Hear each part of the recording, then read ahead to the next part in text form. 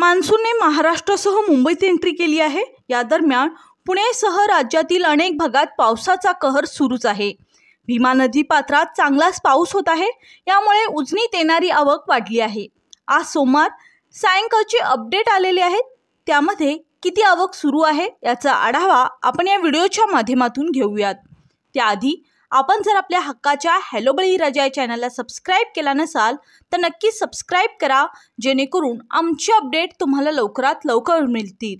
आज सायंकाळी आलेल्या अपडेटनुसार उजनी धरणात 19,328 क्युसेकने पाणी जमा होत आहे।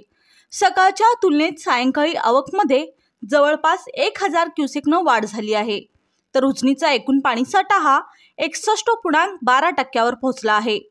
तर टक्केवारीबद्दल सांगायचे झाल्यास उजनी धरण -4.73% आहे।